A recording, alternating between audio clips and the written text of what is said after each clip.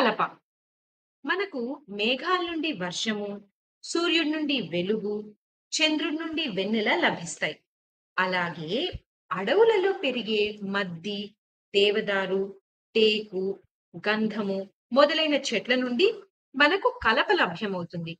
ఇంకా మన పెరళ్ళల్లో పెంచుకునే జామ, మామిడి, వేప చెట్ల నుండి కూడా కలప దొరుకుతుంది.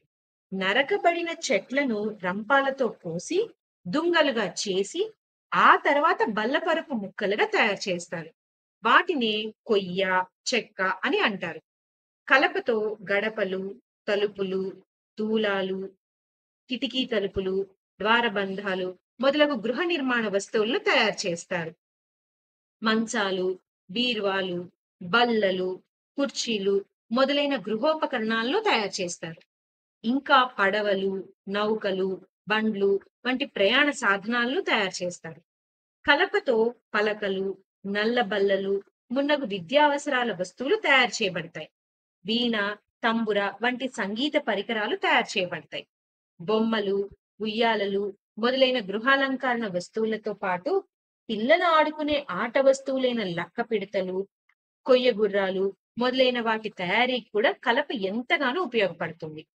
తేలికగా ఉండే కలపచే తయారు చేయబడే నిర్మల్ కొయ్య బొమ్మలు, కొండపల్లి బొమ్మలు ప్రపంచ ప్రఖ్యాతిని పొందాయి. ఇక గంధపు చెక్కతో తయారు చేయబడే బొమ్మలు, రకరకాల వస్తువులు ఎంతో ఖరీదైనవి, అందమైనవి, ఆనందాన్ని ఇచ్చేవి. అయినా ఆ బొమ్మలన్నీ అమెరికా, జపాన్, జర్మనీ వంటి ఎన్నో విదేశాలకు ఎగుమతి చేయబడుతున్నాయి. పనికిరాని కలపను పేళ్లు చేస్తారు. వాటిని పనికిరాని చెక్క సామాన్లను వంట చెరుకుగాను, భోగి మంటల్లో వేయడానికి వాడతారు. కలపను చిత్రిక పట్టినప్పుడు వచ్చే పొట్టును కూడా వంట చెరుకుగా వాడతారు.